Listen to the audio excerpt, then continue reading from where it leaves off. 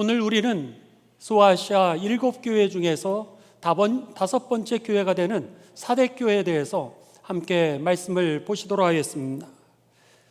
여러분, 하비콕스라고 하는 그런 이 사회 윤리학자의 이름을 들어보신 적이 있으실 겁니다. 그는 이제 이 하버드 대학에서 사회 윤리학을 가르치면서 여러분들이 많이 들었던 책 중에 그분의 저서 중에 세속 도시라고 하는 그런 책이 있습니다. 그런데 이 세속 도시라고 하는 책을 그가 쓴 이후에 이제 뱀이 하는 대로 내버려 두지 마라 라고 하는 그런 책을 그가 쓰게 됩니다. 뱀이 하는 대로 내버려 두지 마라. 이 책의 핵심적인 내용은 뭐냐면 아담과 하와가 뱀이 그들을 유혹했을 때 그들이 하는 대로 내버려 두게 됩니다. 그리고 따라가게 되면서 결국은 그들은 에덴 동산을 잃어버리게 되었다라고 하는 것이죠. 그러니까 에덴 동산을 잃어버리게 된 것은 오늘 그냥 잃어버린 것이 아니라 그 뱀이 유혹했을 때 거기에 내가 넘어가게 되면서 아담과 하와는 에덴 동산을 잃어버렸는데, 그 아담과 하와가 잃어버린 에덴 동산의 문제는 개인의 문제가 아니라 온 인류의 문제였다라고 하는 겁니다. 모든 인간이 하나님의 그 나라에서 죄로 인하여서 그 영광을 다 잃어버리게 되었던 것이 뱀이 하는 대로 내버려 두었기 때문에, 그가 그것을 간과했기 때문에 그런 결과를 가져왔다라고 하는 겁니다. 그러면서 그는 이 뱀이 하는 대로 내버려 두지 마라 라고 하는 책의 제목을 1장의 제목으로 동일하게 쓴 다음에 2장에다가 그는 이런 제목을 쓰게 됩니다. 대합실에서 죽지 마라. 2장의 제목이 뭐라고요? 대합실에서 죽지 말라, 이렇게 씁니다. 대합실이라고 하는 것은 우리가 여행을 갈 때 버스 터미널을 우리들은 대합실이라고 합니다. 비행기를 타고 다른 나라로 갈 때 그 터미널, 비행기 터미널을 우리는 대합실이라고 부릅니다. 이 대합실이라고 하는 것은 우리의 목적지에 가기 위해서 거쳐가는 임시 처소라고 하는 겁니다. 우리나라의 여러분 고속도로에 그 휴게소가 얼마나 잘 돼 있는지 우리들도 깜짝깜짝 놀라지 않습니까? 우리들도요, 고속도로 휴게실에 화장실을 가보면, 이야, 우리 집보다 더 깨끗하네? 그러시는 분들 많으시죠? 그러니 세계에서 우리 교회를 이 관광 오신 분들이요, 고속도로 휴게소만 가면 놀란다라고 하는 겁니다. 우리도 놀랄 정도니 전 세계에서 가장 좋은 이 휴게소와 그리고 화장실은 우리나라의 고속도로 휴게소라고 하는 겁니다. 그런데 이렇게 깨끗하고 이렇게 좋은 휴게소의 화장실이지만, 여러분, 그렇게 좋다라고 그래서 우리가 영구적으로 거기서 사실 분은 아무도 없으실 겁니다. 휴게소가 아무리 좋아도 거기는 우리가 목적지로 나아가게 되는 임시 거쳐가는 장소일 뿐이지 거기는 영원한 장소가 아니라고 하는 거죠. 이 하비콕스는 그의 책 2장에서 대합실은 우리가 영원히 거할 곳이 아니라고 하는 겁니다. 거기가 아무리 깨끗해도, 거기가 아무리 좋아도 우리는 이제 그 목적지를 향하여 차를 타 올라야, 그리고 비행기를 타야, 그래서는 원하는 대로 가야 되는 곳이 대합실이라고 그는 이야기를 했던 것입니다. 여러분, 그렇습니다. 우리가 예수님을 믿는 목적은 어디 있었냐면, 여러분, 구원을 받는 데 있습니다. 믿음은 결국은 구원이라. 믿음의 결국이 구원이라면 교회를 세우신 이유도 구원을 위해서 있는 것이요, 여러분이 예배를 드리고 있는 이유도 구원 때문이요, 여러분이 예수님을 믿는 이유도 구원을 받기 위함이라고 하는 것을 기억하시고, 여러분, 그 목적지에 한 명도 대합실에서 가다가 그냥 머물러 목적지에 나가지 못하는 그런 일이 없게 되시기를 주님의 이름으로 축원합니다. 요한계시록은요, 이제 이 반모섬에 그 유배를 갔던 사도 요한이 그곳에서 그럼에도 불구하고 하나님 앞에 거룩한 주일을 구별해 예배를 드릴 때에 하나님의 계시가 그에게 임하게 됩니다. 그 계시를 받아서 그가 1년 반 동안 기록하게 되는데, 이게 바로 요한계시록인데, 요한계시록 내용의 핵심 주제 중에 하나는 뭐냐면 다가오는 미래를 준비하라고 하는 겁니다. 다가오는 그 하나님의 나라, 다가오는 하나님의 심판을 준비하라고 하는 겁니다. 우리들이 보이지 않는다라 그래서 없는 것은 아닙니다. 예를 들면 잠을 자는 데까지는 보이지만은 그 이후에 보이지 아니하였던 꿈의 세계가 우리들에게 다가오는 것이죠. 마찬가지로 무덤까지는 보이게 됩니다. 그러나 무덤 이후에 성경은 보이지 아니하였던 그 하나님의 나라, 천국과 지옥, 그 심판이 우리들에게 있음을 가르쳐주고 있다고 하는 겁니다. 그래서 이 요한계시록의 핵심 메시지는 뭐냐면 다가오는 미래를 준비하라고 하는 것이죠. 하나님의 나라 잘 준비해서 한 명도 빠짐없이 천국에 다 들어가게 되시기를 주님의 이름으로 축원합니다. 오늘 본문 말씀에 이 사대교회는요, 하비콕스가 얘기했던 대로 대합실에서 죽지 마라, 이렇게 얘기했는데 대합실에서 죽은 교회가 바로 이 사대교회입니다. 그래서 오늘 성경에 보면은 예수님께서 이 사대교회에 대해서 주시는 말씀이 뭐라 그러시냐면, 이 사대교회는 살았다라고 하는 이름을 가졌으나 정작은 죽었도다, 이렇게 말씀하고 있죠. 그런 면에 있어서 대합실에서 목적지에 도달하지 못하고 주저앉았던 교회가 바로 이 사대교회라고 하는 겁니다. 그러면 사대교회가 도대체 어떤 교회였길래 그들이 주저앉아 대합실에서 죽었을까? 한번 우리들이 지도도 보시고 사진도 함께 보도록 하겠습니다.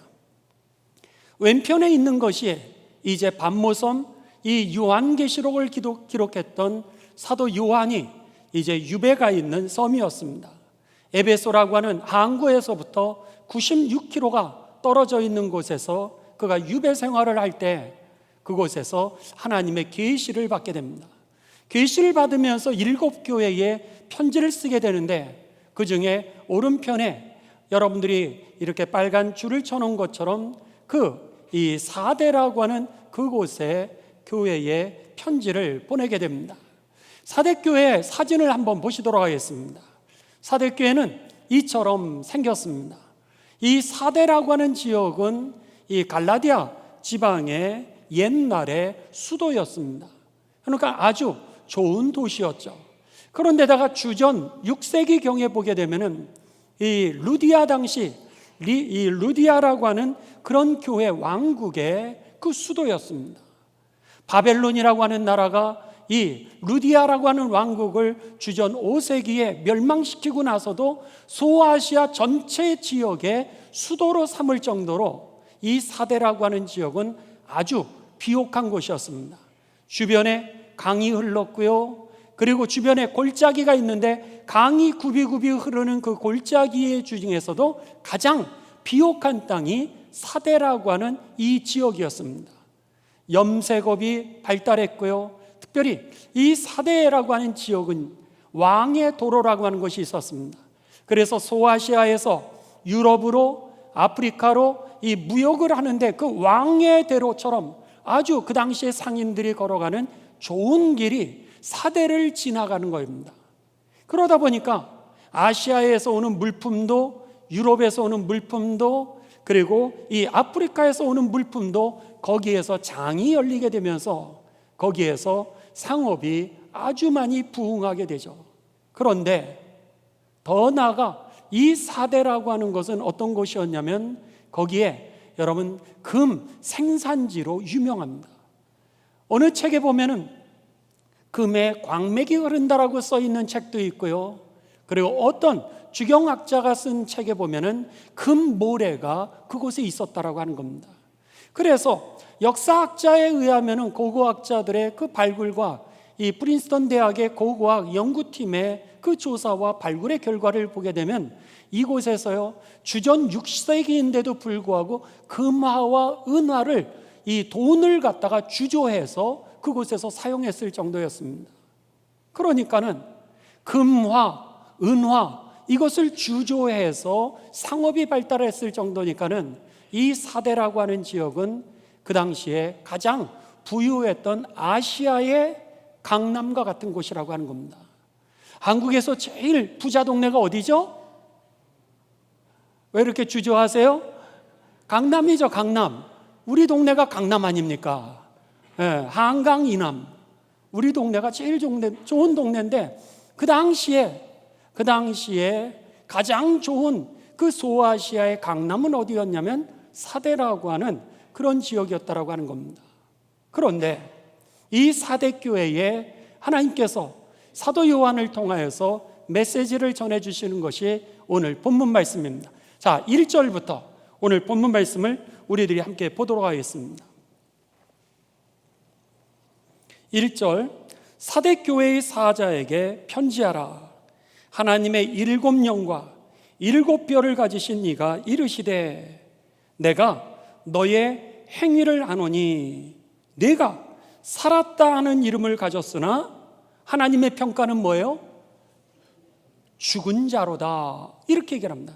네가 살았다라고 하는 이름을 가졌으나, 그러니까 사람들이 평가할 때는 그들이 이야 대단해 이렇게 칭찬하는 사람들이었다라고 하는 겁니다. 살았어.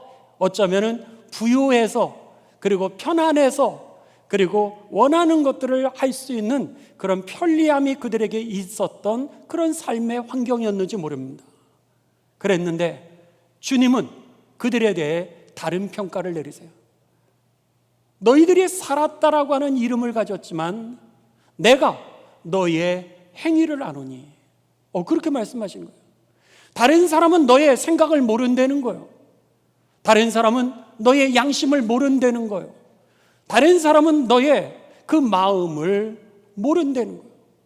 다른 사람은 겉으로 너희들을 봤을 때 그 의도를 모른다는 거예요. 그런데 오늘 본문 말씀에 보면 하나님은 뭐라 그러시냐면 나는 너의 행위를 아노니. 이렇게 말씀을 하시는 겁니다. 그러면서 네가 살았다라고 하는 이름을 가졌지만, 여기에 살았다라고 하는 이 단어는요, 여러분이 영어 성경을 가지고 계신 분들은 조금 더 쉽게 나와 있습니다. You have a reputation 이렇게 되어 있습니다. 어떤 그 평가를 가지고 있다는 거, of being alive 이렇게 되어 있어요. 너가 살아있다라고 하는 그 평가를 사람들에게 받는 모습이라는 거예요. 이것을 갖다가 쉽게 번역하면 너가 유명하다라고 하는 겁니다. 다른 사람들이 볼 때는 너가 칭찬받을 것 같고, 다른 사람이 볼 때는 아유 유명한 사람이야, 이러면서 참 좋은 그리스도인이야, 이렇게 얘기할 수 있는 평판을 받고 있다는 거예요. 그런데요, 사람들의 평가와 하나님의 평가가 달랐다라고 하는 겁니다. 너가 살았다라고 하는 이름을 가졌지만 나는 너의 행위를 아노니 실상은 죽은 자니라. 이렇게 하나님이 우리들에게 말씀하고 계시죠. 얼마나 무서운 얘기인지 모릅니다. 여러분, 바라기는 오늘 우리가 이 하나님의 말씀을 묵상하면서 기도 제목을 드리는데, 사람이 우리들의 삶의 기준이 아니라 오늘 하나님이 보실 때 정말 잘했다 칭찬받는 그런 믿음, 그런 교회, 그런 가정, 그런 삶이 되시기를 주님의 이름으로 축원합니다. 오늘 예수님께서 이 사대교회를 그렇게 말씀을 하시는 겁니다. 그런데 이 사대교회라고 하는 이름의 뜻은요, 우리들을 더욱더 놀라게 합니다. 사대교회라고 하는 이름의 뜻은 남은 물건, 이런 뜻이에요. 너가 살았다라고 하는 이름을 가졌지만은 실상은 지금 예수님이 뭐라 그러시는 거예요? 네가 하나님께 예배를 드리면서 남은 물건을, 새 것도 아니고 그리고 쓸만한 것도 아니고 너도 별 볼 일 없다라고 생각하는 그 남은 물건, 네가 다 쓰고 나서, 그러고 나서 남은 물건을 너가 하나님 앞에 가져왔다라고 그렇게 말씀하는 겁니다. 오늘 우리가요, 다른 사람에게 선물을 줄 때에도 나도 안 쓰는데 그걸 갖다가 다른 사람에게 주면은요, 다른 사람도 안 쓰는 물건이라고 하는 거죠. 나도 중요하게 여기지 않는 거는 다른 사람도 내가 생색은 낼 수 있어도 사실은 받는 사람도요, 기분 나쁠 수가 있다라고 하는 겁니다. 한번 생각해 보십시오. 우리가 부모님들이 임종했을 때 세 가지를 후회한다고 하지 않습니까? 첫 번째는 뭐예요? 좀 더 사랑할 걸. 두 번째는 좀 더 인내할 걸. 그런데 세 번째가 뭐냐면 좀 더 베풀 걸. 그런 후회를 합니다. 그때는 어머니 아버님에게 조금만 10,000원만, 아니 몇천 원만 더 써도 맛있는 거 사드릴 수 있는데, 그때는 그 몇천 원 때문에 마음이 쫄리는 거예요. 그래서는 잘 대접을 못했는데 지나가고 나니까 그것이 마음에 걸려서 일생 동안 후회하는 분들이 얼마나 많은지 모릅니다. 저도 그런 경험이 있었습니다. 이제 제가 제주방어사령부에서 군목을 할 때였습니다. 근데 친구가 7살 때부터 같이 자란 그 중마고우의 친구가 미국으로 이민을 갔습니다. 거기서 그 친구는 사업을 했고요, 그리고 이제 그가 잘 산다라고 하는 그런 얘기를 들었습니다. 어쩌면 이 방송으로 예배를 드리고 있는지 모르겠습니다. 그랬는데 제가 어려서부터 같이 자랐으니까 친구가 미국에서부터 한국을 방문하는데 제주도에 있는 저에게까지 찾아오겠다는 거예요. 너무 좋았습니다. 그래서는 그 친구가 오면은 내가 맛있는 것도 대접하고, 그리고 제주도를 관광을 시켜줘야지, 이렇게 해서 생각을 하면서 준비하는데 친구가 연락을 하기를 호텔을 잡아달라는 거예요. 그래서 제가 호텔을 잡아줬습니다. 그런데 그때 당시에 호텔이 2만 원에서 3만 원이었습니다. 그 친구가 이 미국에서 오니까 2만 원, 3만 원 제가 얼마든지 호텔비를 내줄 수 있었는데, 제 마음에 어떤 생각이 들었냐면, 미국에서 잘 살고 또 한국까지 오는데 내가 식사 잘 대접하고 관광을 시켜주면 되니까 너무 내가 과하게 대접을 해도 이제 부담될 거다, 이런 생각이 돼서 이거 뭐 2, 3만 원밖에 안 되니까 이거 내게 하지. 사모가 자꾸 그러는 거예요. 아니 그거 내주라고, 얼마나 된다고, 그거 내주죠. 그랬는데 제가 아니라고, 내가 너무 부담 주면은 걔가 와서 미안해할 수 있으니까 그냥 그 정도는 내도 될 거라고, 이제 그렇게 하고 제가 그 친구가 왔을 때 대접을 하고 잘 돌려보냈습니다. 그런데 제가 미국으로 유학을 가보니까 미국에 살던 가족들이 한국을 방문을 하는 게 쉬운 일이 아니더라고요. 돈을 많이 버는 줄 알았어요. 많이 버는 줄 알았는데 현금이 없는 거예요. 현금은 없고 다 크레딧 카드로 빌려서 살고 있는 것이지, 현금 우리가 생각하는 것처럼 그렇게 있지 않았습니다. 거기에서 한국에 오려면은요, 비행기 값이 그 당시에도 아주 일찍 샀을 경우는 1,000불, 980불, 그래서는 100만 원에서 150만 원이었고요, 조금만 늦춰지게 되면 250만 원이었습니다. 그러니까 가족들이, 네 가족이 한국에 올라 그러면은 비행기 값만 1,000만 원이 들었던 거예요. 그런데다가 호텔 한 2주간만 있어도 호텔비가 얼마나 비쌉니까? 그리고 아침, 점심, 저녁을 사 먹어야 되고, 한국에 와서 여행을 하려면 기본적으로 네 식구가 잠깐 방문해도 1,000만 원에서 2,000만 원 돈의 현금이 들어가는 거예요. 제가 가보니까 한국에 들어오는 게 이렇게 어려운 일이었구나. 부자라 그래서 돈을 싸놓고 사는 줄 알았더니 크레딧 카드로 살아가고 있구나 라고 하는 것을 그때 알게 되면서요, 제가 그 친구한테 너무 미안했던 거예요.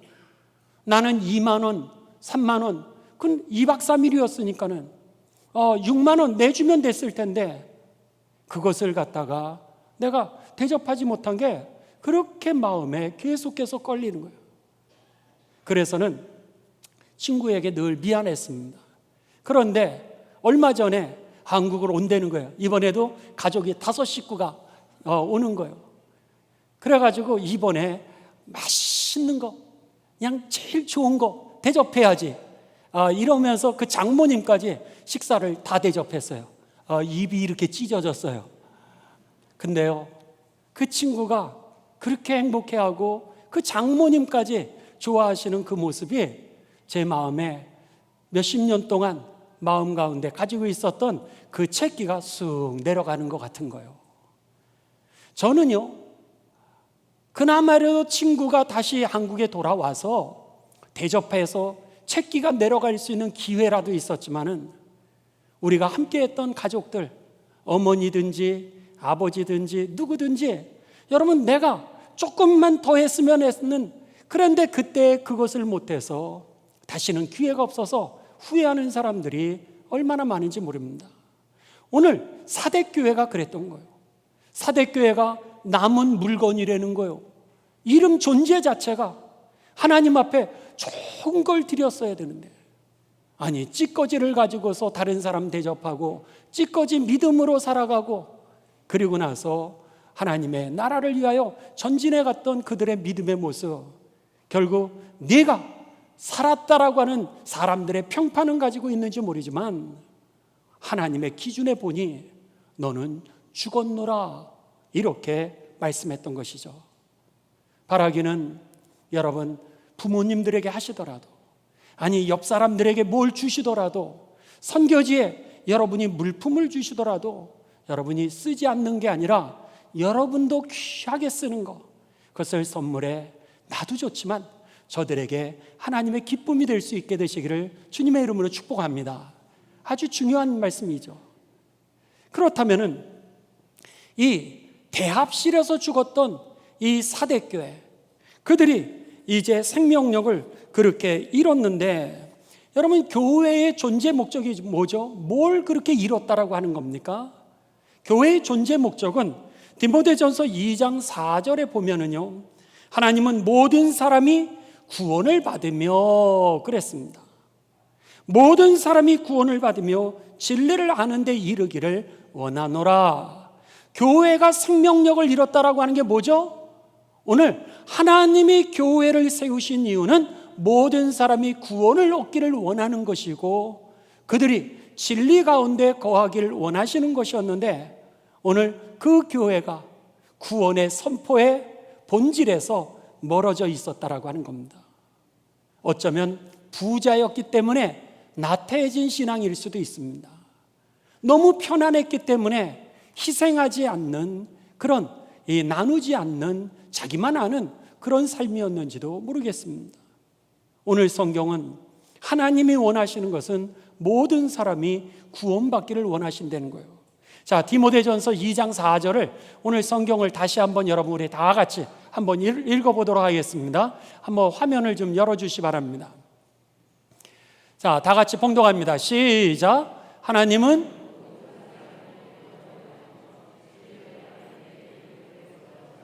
아멘, 아멘이시죠? 그래서 예수님이 이 땅에 오신 목적이 뭐냐는 거예요. 하나님의 뜻은 분명히 모든 사람이 구원을 얻기를 원하는 것인데, 마가복음 1장 38절입니다. 마가복음 1장 38절에 보면 예수님께서 이 땅에 오신 그 이유를 가르쳐 주십니다. 다 같이 봉독하십니다. 시작. 이르시되 우리가 다른 가까운 마을들로 가자. 거기서도 뭐 하리니? 전도하리니 내가 이를 위하여 왔노라 하시고, 여러분, 내가 이곳에 온 이유는 전도하러 왔다는 거예요. 그들을 구원하기 위하여서. 그러니 이제 또 다른 마을로 가자. 이사 가는 이유도 어디 있었던 거예요? 구원하기 위하여서. 일하는 이유도, 직장을 옮기는 이유도 어디 있었던 거예요? 오늘 저들을 구원하기 위한 것이 우리들의 삶의 목표라고 하는 겁니다. 예수님이 오신 이유, 교회의 존재 이유가 구원이었고 전도였는데, 알맹이는 빠지고, 그리고 다른 일에 우리들의 온 삶을 낭비라고 그럴 수는 없겠죠. 열심히는 살 수 있었지만은 정작 그것을 통하여 이루시고자 하셨던 대합실에서 죽지 않아야 되는데 그냥 대합실에서 지쳐서 쓰러졌던 것이 바로 이 사대교회였다라고 하는 겁니다. 어쩌면 나름대로 열심히 신앙생활했는지 모릅니다. 그래서 참 좋은 그리스도인이라고. 그런데 하나님의 기준은, 하나님의 뜻은 전혀 없는 그런 믿음의 모습에 대하여 오늘 그 교회에 하나님은 살았다라고 하는 이름을 가지나 죽었다라고 그렇게 말씀했던 겁니다. 그렇다면 주님의 그 몸된 교회가 생명을 여러분 왜 잃게 되냐라고 하는 겁니다. 왜 잃게 되느냐? 그랬을 때 먼저 교회가요, 세상과 결탁을 하게 되면은 교회가 생명력을 잃어버린다는 것을 꼭 기억하시 바랍니다. 교회가 세상과 결탁하게 되면은요, 생명력, 구원하는 능력을 잃어버리게 됩니다. 여러분, 지금 러시아하고 우크라이나가 지금 전쟁 중에 있습니다. 그런데 9월 21일 지지난주죠. 그러니까 지지난 주간에 러시아의 대통령 푸틴 대통령이 30만 명 예비군 동원령을 이제 내리게 되었습니다. 전쟁에 참여할 30만의 그 예비군들을 동원을 시켰어요. 이미 여러분들이 신문과 보도를 통해서 다 아실 겁니다. 그랬는데 그 동원령을 내린 그날 백성들이 전쟁 반대라고 이렇게 하시면 막 데모를 하던 그런 시점에 그 러시아의 국교가 뭐냐면 러시아 정교회입니다. 근데 러시아 정교회의 총수장이죠. 우리 감리교로 얘기하면 이 감독의 회장입니다. 감독회장, 최고의 교단의 지도자죠. 그런데 그 교단의 지도자가 이렇게 선언을 했습니다. 뭐라 그러냐면 예배 도중에요, 백성들에게, 교인들에게 참전을 촉구하는 거예요. 참전을 촉구하면서 뭐라고 얘기를 했냐면, 조국을 위해 목숨을 바치는 사람은 하나님이 계신 천국에서 영생과 영광을 누린다는 사실을 기억하십시오. 그랬어요. 푸틴 대통령은 전쟁을 위하여서 30만 동원을 할 때 사람들은 전쟁 반대를 하고 있는데 이 교회의 대주교였던 이 키릴이라고 하는 대주교는요, 한번 여러분 어떻게 생겼는지 사진을 한번 좀 보시기 바랍니다. 머리에 가장 큰 관을 썼던 그런 지도자입니다. 그런데 그가 오히려 전쟁을 반대하고 이 대국이 자그마한 나라를 갖다 잡아먹어서는 안 된다라고 그렇게 진리를 얘기를 해야 되는데, 오늘 그는 예배 시간에 조국을 위해서 목숨을 바치는 사람은 천국에서 영광을 얻게 될 것이고 영생을 얻을 것이니 전쟁에 참여하라고 이렇게 독려를 했습니다. 그리고 나서 지난주입니다. 9월 25일 날 주일 예배 시간에 이 주교가 뭐라 그랬냐면, 병역 의무를 수행하다 죽은 것은 타인을 위한 희생이라고 하면서 이 희생을 통해서 만일 여러분들이 전쟁에 나가서 죽으면 여러분의 모든 죄가 씻김을 받게 될 것입니다. 아니, 전쟁에 나가서 강자가 패권주의의 잘못된 정치를 하고 있는 그 푸틴의 그 잘못된 정치를 오히려 예언자적으로 그렇게 하면 안 된다라고 선언해야 되는 그 지도자가 오늘 무고한 생명들이 수도 없이 죽어가고 있는 그런 자리에 뭐라 그랬어요? 여러분이 나가서 전쟁에서 죽으면 여러분의 모든 죄가 사함을 받을 거라고. 중세 시대를 기독교 교육사에서는, 교회사에서는 암흑 시대라고 얘기를 합니다. 예수님의 이름으로 쳐들어가고 죽이고 살상하고 강간하고, 그것이 십자군의 전쟁의 일환으로 그때의 교회는 가장 어두운 시대라고 하면서 교회사가 그렇게 반성을 하고 있는데, 러시아의 그 정치와 결탁되어 있는 이 종교는 오히려 그 중세시대와 똑같이 오늘 면죄부를 팔고 있는 거예요. 나가서 여러분이 죽으면 영생을 얻고 그리고 모든 죄 사함받을 거라는 이런 거짓말이 어디 있습니까? 예수님을 믿어야 구원을 받고 십자가의 길을 걸어갈 때 주의 영광을 보게 될 터인데, 가난한 자, 약한 자를 약탈하고 무고한 생명을 죽이고 세계를 경제의 공황으로 이끌고 그리고 전쟁의 불구덩이로 세상을 몰아가고 있는 이 현실에서 그곳에 나아가 전쟁한다면 죄사함을 받는다고요? 여러분, 오늘 푸틴 대통령에 의하여서 러시아 정교회가 어쩌면 부흥할 수도 있을 겁니다. 나라가 보장을 해주니. 그러나 여러분, 거기에는 생명이 떠났기 때문에 하나님이 심판하실 것입니다. 우리도 아는 진실을 손바닥으로 하늘을 가리면서 이렇게 이야기하고 있는 그들에게 다른 사람은 너가 유명하다라고 그러는지 모르지만, 너가 대단한 사람이라고 그러는지 모르지만 나는 너의 실상을 안 되는 거예요. 살았다라고 하는 이름을 가졌느냐? 명성을 가졌느냐? 그러나 너는 죽은 자니라. 이렇게 하나님이 말씀하시는 겁니다. 여러분, 그뿐만이 아닙니다.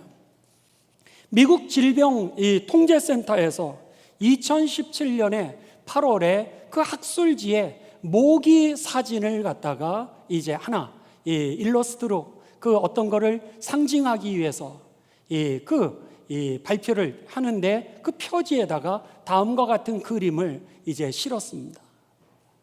이것은 결론은 뭐냐면은 이 질병통제센터에서 여러분 여름철만 모기 조심하지 마시고 가을철에도 모기를 조심하십시오 라고 하는 그런 홍보용으로 이 그림을 갖다가 이제 표지 내용으로 넣었던 것입니다. 이 모기의 사진을 한번 보시죠. 모기가 이제 가을이 됐습니다. 그 여름만 극성을 부리는 게 아니라 가을이 돼가지고 열심히 사람들을 찾아가 저렇게 많은 피를 흡혈하게 됩니다. 그래서 우리가 흡혈귀라고 그러죠. 그래서는 모기가 얼마나 사람들의 이 피를 많이 뽑았는지 저렇게 물병 가득 해가지고 허리가 굽을 정도가 됐습니다.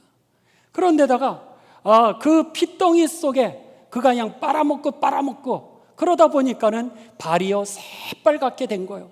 그 정도로 몸에 피가 묻어 있고, 그리고 나서는 코가 이렇게 그 침으로 이제 쪽쪽 빨아먹었겠죠. 빨아먹는데 얼마나 많이 빨아먹었는지 지쳐가지고 얼굴은 노인네가 됐고요. 그리고 저 코에 있는 묻어있는 그 핏자국조차도 닦을 길이 없어가지고 지쳐가지고 밤새 일하시고 새벽에 지금 지쳐가지고 퇴근하시는 이 그림이 바로 이 그림입니다. 이 질병통제센터에서 이 그림을 내면서 무슨 얘기를 하냐면 여름 모기보다 가을 모기가 더 위험하다는 거예요. 왜냐하면 가을이 되면은 이 모기가 산란기가 된다고 합니다.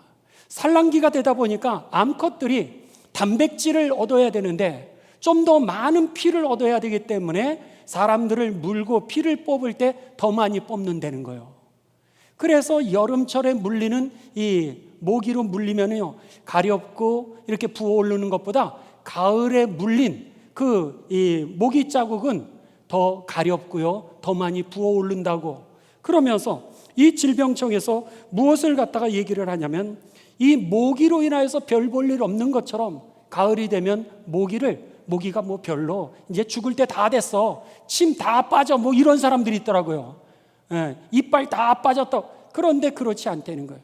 오히려 더 독해져 가지고 그가 이제 더 많이 피를 뽑는 가운데 우리에게 질병을 옮기게 되는데 전염병이 생긴다는 거예요. 말라리아, 댕기열, 지카, 일본 뇌염, 이런 것들을 우리들에게 일으켜 가지고는 결국 평균적으로 1년에 72만 명을 사망에 이르게 하고 있다라고 하는 겁니다. 별 볼 일 없는 모기였는데 우리가 여러분 이 환경을 무시하게 되면은 결국은 그 환경에 의하여서 우리가 죽임을 당할 수 있다라고 하는 것을 경고하는 질병통제센터의 모기 그림이었던 겁니다. 그렇습니다. 모기 하나조차도 우리가 그 기후를 무시하게 되면요 그것에 의하여 잡혀먹히게 되는 겁니다.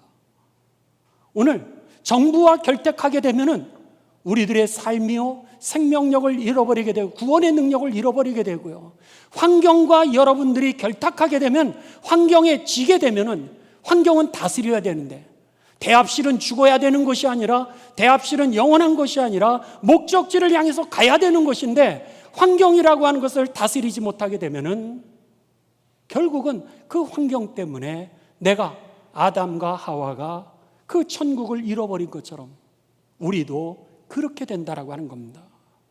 그래서 하비콕스는 뭐라 그랬던 거예요? 대합실에서 죽지 말라는 거예요.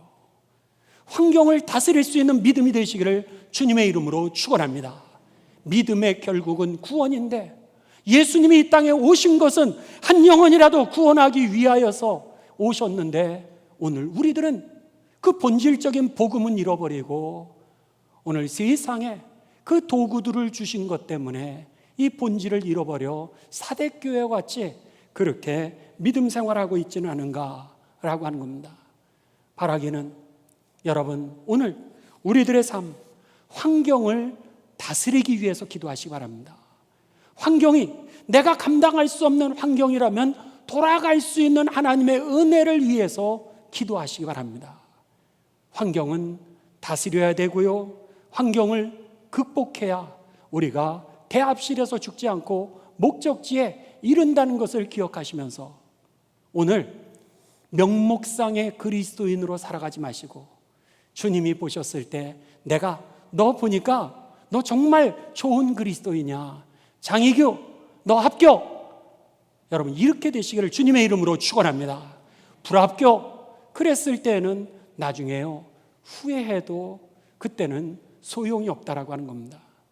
바라기는 여러분의 믿음과 그리고 가정생활이 명목상의 그리스도인이 돼서, 야, 너 같으면 나 교회도 안 다녀, 당신 같으면 나 교회도 안 다녀, 이런 명목상의 그리스도인이 되지 마시고 오늘 여러분 좋은 예수님의 제자로 구원을 이루고 나가 전도하는 그런 복된 삶이 되셔서 하나님이 너 패스, 그래서 오늘 3절부터 뭐라 그러세요? 너에게 흰옷을 주리라, 생명의 면류관, 그리고 영원한 하나님 나라의 생명책에서 절대로 너를 지우지 않을 거고, 그리고 내 이름을 내가 누구 앞에서든지 다 시인하여서 이 사람 하나님 나라의 백성이라고 인정할 거라고 하시는 그 축복에 저와 여러분의 삶 그리고 믿음의 결론이 되시기를 주님의 이름으로 축원합니다.